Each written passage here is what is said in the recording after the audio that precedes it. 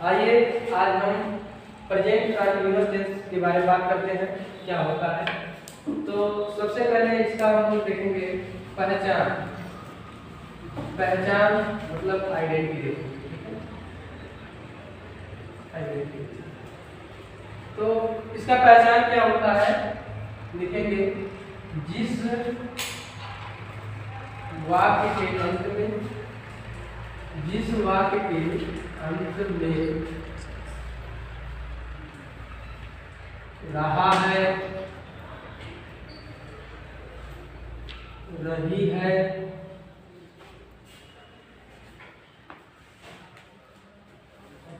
रहे आदि शब्द आते हैं, आदि शब्द आते हैं, तो उसे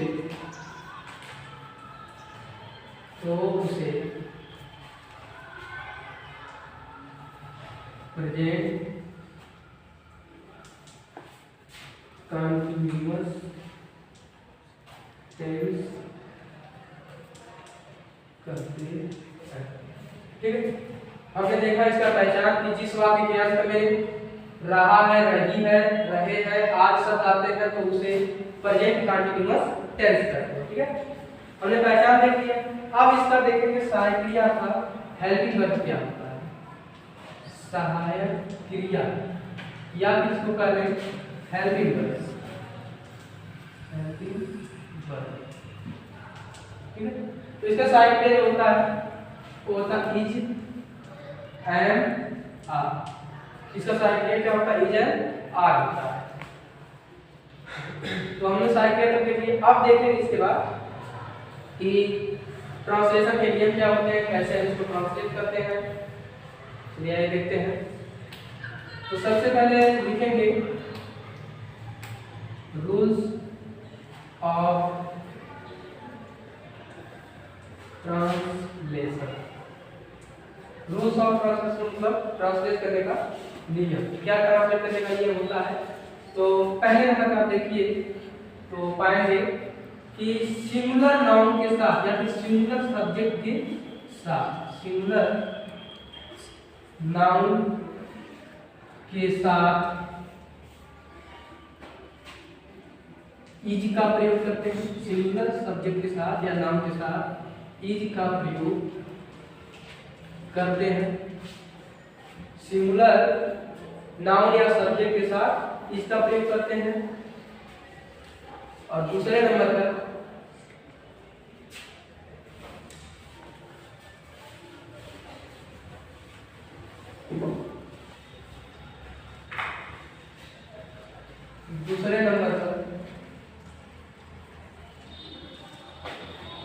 प्लूरल नाउन के साथ आर का प्रयोग करते हैं। दूसरे नंबर में देखिए प्लूरल नाउन के साथ आर का प्रयोग करते हैं। अगर नाउन जो बहुवचन होगी उसके साथ हम आर लगाएंगे। तीसरा रूल क्या होता है, सब्जेक्ट आई के साथ, सब्जेक्ट आई के साथ एम का प्रयोग करते हैं। अगर सब्जेक्ट आई है तो आई के साथ एम लगेगा, जैसे I am reading, I am writing. ठीक है, तो सब्जेक्ट अगर आई आता है तो उसके साथ एम लगाते हैं। सब्जेक्ट अगर प्लूरल आता है तो उसके साथ आर लगाते हैं। और अगर सब्जेक्ट सिंगुलर है तो उसके साथ इज का प्रयोग करते हैं। ठीक है, चौथे नियम में देखेंगे तो इसका चौथा नंबर होता है कि चौथा नंबर यही है मुख्य क्रिया में, जो मेन वर्ब होगा, मुख्य क्रिया में, मेन वर्ब में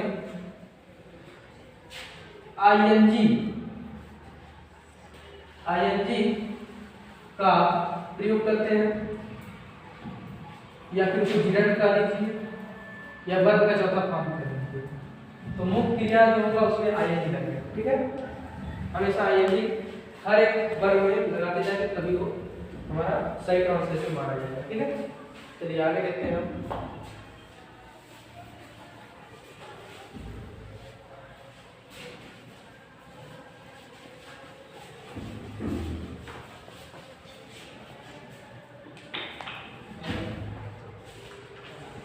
अब ये जो भी नियम लिखवाया है ये सारा अफर्मेटिव सेंटेंस के लिए था, ये रूल थे। अब इसका कैसे हम ट्रांसलेट करेंगे इसके बारे में स्ट्रक्चर पहले देखेंगे, स्ट्रक्चर देख लेंगे, उसके बाद फिर हम वाक्य आपको देंगे प्रोसेस कीजिएगा।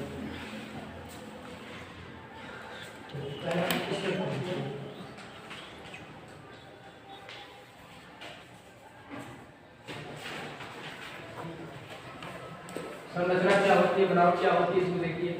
सबसे पहले हम लोग सब्जेक्ट लिखेंगे, सब्जेक्ट यानी कर्ता, सब्जेक्ट यानी कर्ता लिखेंगे। फिर हम इसके बाद से is and are, is and are का प्रयोग सब्जेक्ट पर डिपेंड करेगा कि सब्जेक्ट कैसा है। अगर सिंगुलर है तो इज लगेगा, अगर यह प्लूरल है तो आर लगेगा, अगर यह सब्जेक्ट आई है तो इसके साथ एंड लगेगा। ठीक, इसमें से डिपेंड, ये जो भी चीजें हैं ये डिपेंड करेंगे सब्जेक्ट पे, कैसा सब्जेक्ट है। दूसरे नंबर पर देखेंगे, तीसरे नंबर पर सब्जेक्ट हो गया, हेल्पिंग वर्ब हो गया, इसके बाद से हमारा आता है वर्ब। तो वर्ब हमेशा फर्स्ट फॉर्म में रहती है, लेकिन इसमें जब आईएनजी जोड़ देंगे तो चौथे फॉर्म में चले जाएंगे। ठीक है, तो आईएनजी का प्रयोग करेंगे और इसके बाद से ऑब्जेक्ट लिखेंगे, ऑब्जेक्ट। ठीक है, तो हमने देखा स्ट्रक्चर में कि सब्जेक्ट लिखना है, फिर साइड में लिखना है, भी का फर्स्ट फॉर्म में आईएनजी जोड़ देना है, फिर ऑब्जेक्ट। ठीक है, तो एक वाक्य देखते हैं हम लोग। पहला नंबर, वह सो रहा है, वह सो रहा है। तो सब्जेक्ट हमारा सिंगुलर है, ही। सब्जेक्ट क्या है? सिंगुलर, ही। और ही के साथ क्या लगेगा? हमने बताया था इज लगेगा। He is sleeping, he is sleeping, वह सो रहा है। ये ट्रांसलेशन होगा। अगला नंबर सेंटेंस देखेंगे, मैं जा रहा हूं, मैं जा रहा हूं। तो अब देखेंगे कर्ता आई आ गया। हमने कहा था आपसे कि कर्ता आई के साथ एंड का प्रयोग करेंगे, जैसा स्ट्रक्चर में भी हमने मेंशन कर रखा है। तो I am going, I am going, मैं जा रहा हूं, आई एम गोइंग। अगला अक्षर के साथ देते हैं, तीसरा नंबर, वह नाच रही है। अब देखिए कर्ता यहाँ पर एक वचन है और एक वचन है, ये भी ध्यान देना है कि स्त्रीलिंग है या फिर पुल्लिंग है। तो यहाँ पर स्त्रीलिंग है सी, तो सी के साथ ही इज लगेगा, she is dancing, she is dancing. ठीक है, ये हमारा ट्रांसलेशन हो गया। एक प्लूरल में भी देख लेते हैं, जैसे तुम बातें कर रहे हो, तुम बातें कर रहे हो। कर्ता बहुवचन है तो यू, अब यू के साथ करेंगे आर का, यू और टॉक होता है बात करना, टी ए एल के इसी में आईएनजी जोड़ देते हैं। तो यू आर टॉकिंग, तुम बात कर रहे हो, यू आर टॉकिंग। ठीक है, तो ये हमने देखा प्रेजेंट कंटीन्यूअस के अफर्मेटिव सेंटेंस में कैसे इसको ट्रांसलेट किया जाता है। अब इसके आगे हम लोग देखेंगे निगेटिव सेंटेंस। ठीक है, अफर्मेटिव सेंटेंस हम आशा करते हैं कि आपको पूरा समझ में आ गया होगा। अब आगे देख लेते हैं निगेटिव अर्थात नकारात्मक, जिसमें नहीं सत्ता है। अब तक हम लोगों ने अफर्मेटिव के बारे में पढ़ा, अब देख लेते हैं निगेटिव सेंटेंस। इसी का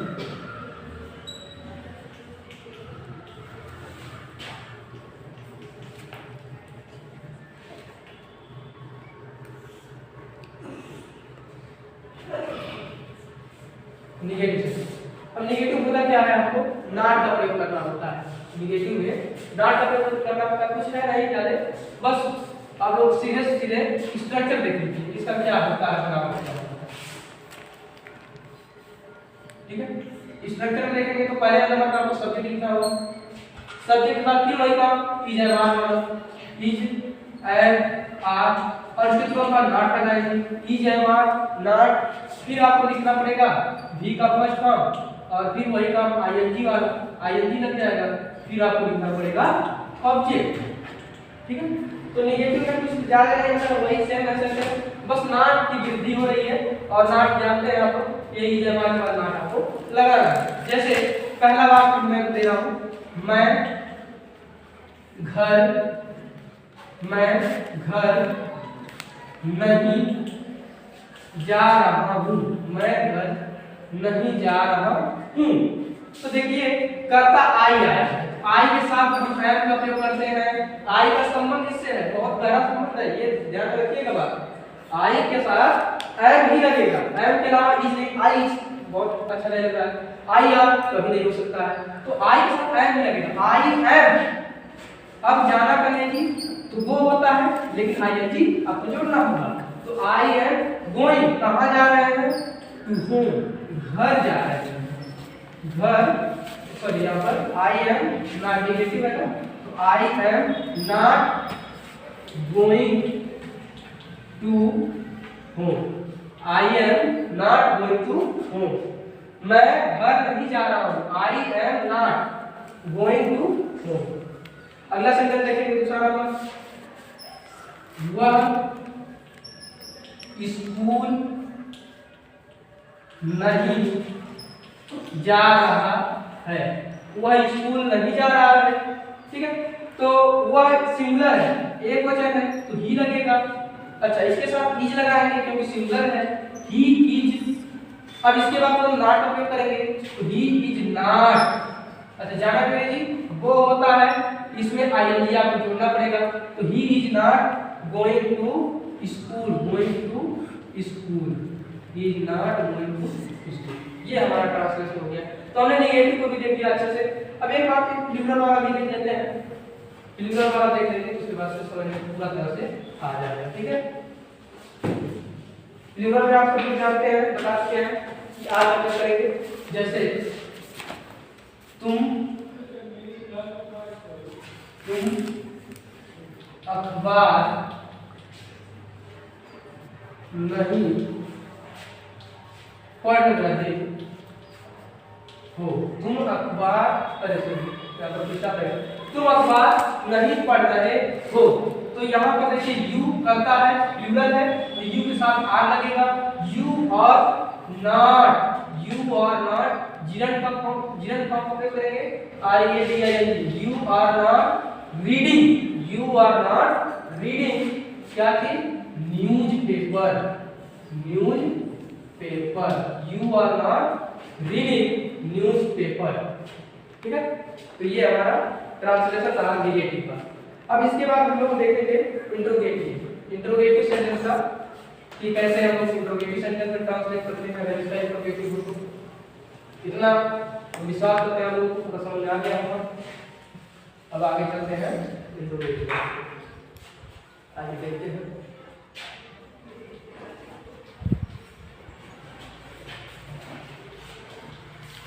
इंट्रोगेटिव सेंटेंस,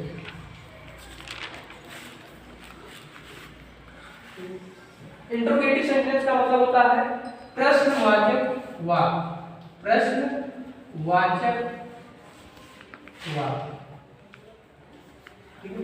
इसके पहले हम लोग नेक्स्ट जो इसके पहले का वीडियो जो था उसमें हम लोगों ने देखी था क्वेश्चन वर्ड कैसे होते हैं, हमने बताया था कौन किसको क्या कहा था, कैसे क्यों, who, you, what, where, how and why. तो हमने पहले हम लोग देख लिए। अब इसके बाद हम लोग क्या करेंगे, अगर आप नहीं देख पा रहे तो पीछे जाकर के वीडियो देख लीजिएगा, और इसके आगे हम पढ़ा रहे हैं, देख लीजिए। ये जो इंट्रोगेटिव होते हैं दो टाइप होते हैं, एक तो फर्स्ट टाइप होता है, एक तो फर्स्ट टाइप का होता है, और दूसरा सेकंड टाइप का होता है। दो टाइप के इंट्रोगेटिव पाए जाते हैं। हमने उसको बता रखा है कि फर्स्ट टाइप में क्या शुरुआत होगी, हमेशा वाक्य की जो शुरुआत होगी वो क्या से होगी, ठीक है, और क्या से होगी, इसका उत्तर हम हाँ या ना में, हाँ या फिर ना में देने में एलिजिबल होते हैं, हम हाँ या ना में उसका उत्तर दे सकते हैं।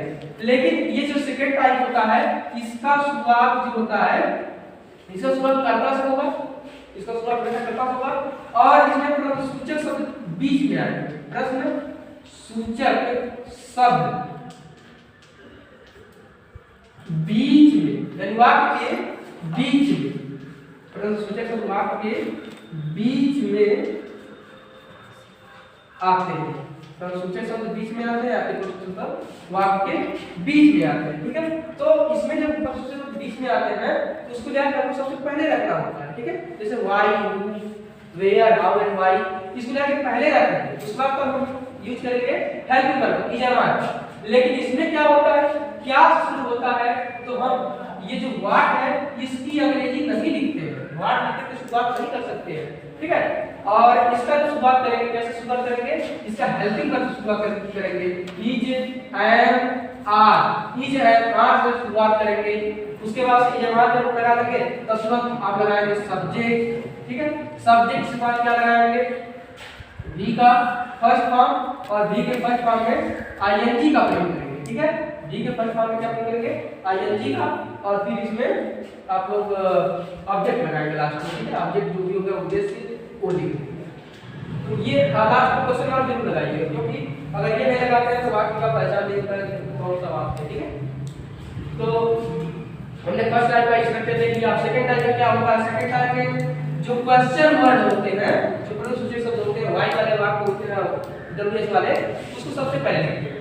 इसके बाद इसके तुरंत बाद is am are, is am are को लगा लेते हैं, क्वेश्चन वर्ड के बाद इज एम आर लगाएंगे।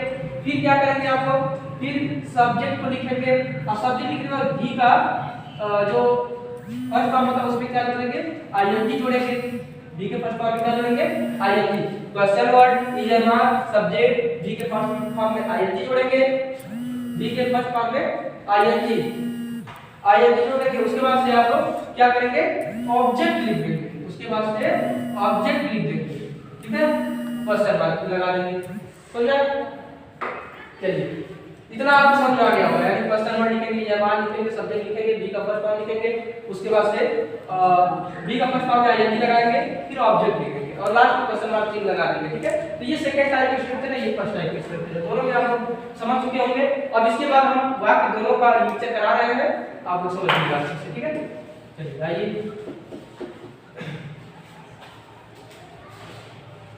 जैसे पहला वाक्य है, क्या वह घर जा रहा है, क्या वह घर जा रहा है, क्या वह घर जा रहा है।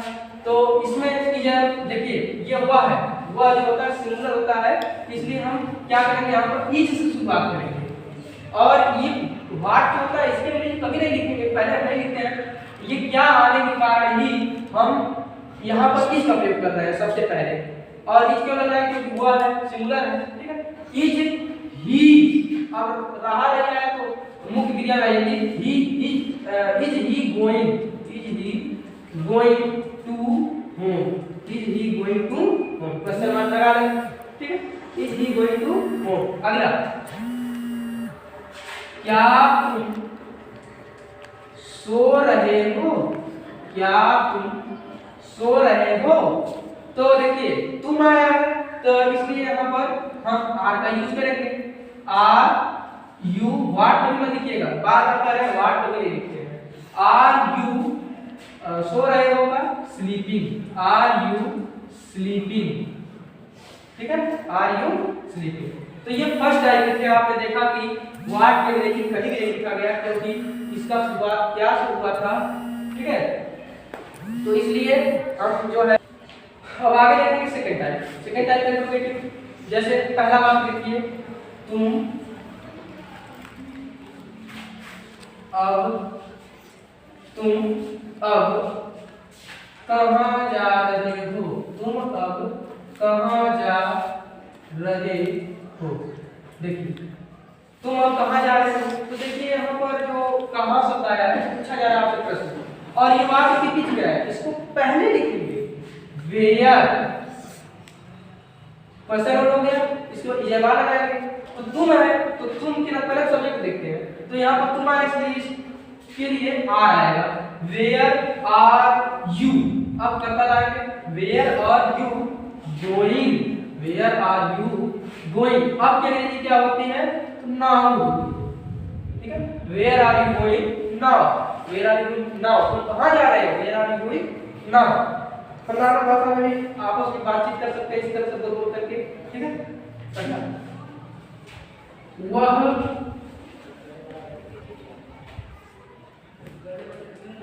कौन सी किताब, वह कौन सी किताब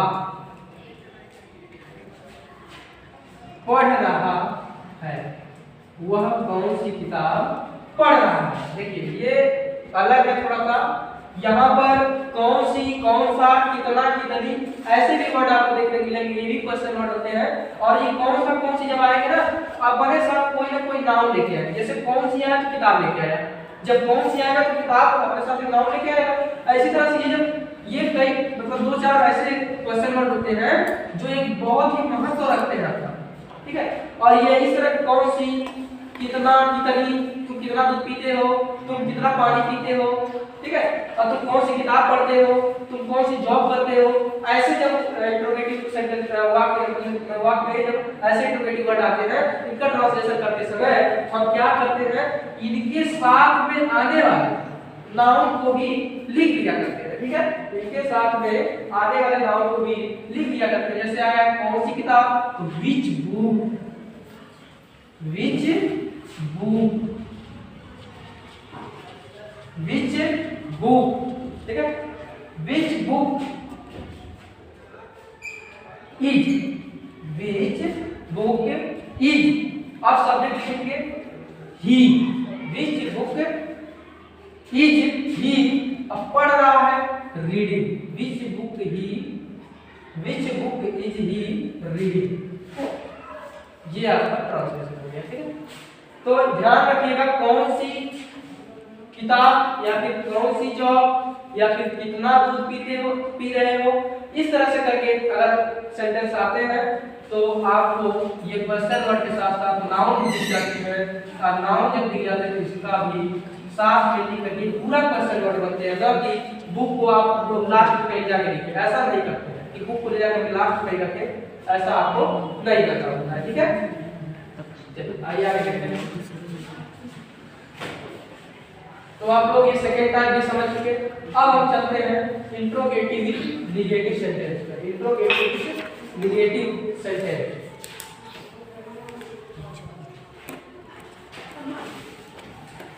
इंट्रोगेटिव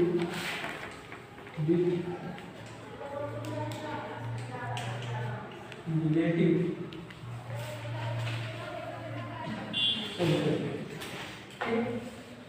इंट्रोगेटिव मतलब प्रश्नसूचक शब्द भी आया रहेगा, उसमें नकारात्मक वर्ड भी आएगा, नॉट भी आया रहेगा, ठीक है। तो इसका सीधी सी बात है, हम लोग बहुत ज्यादा पढ़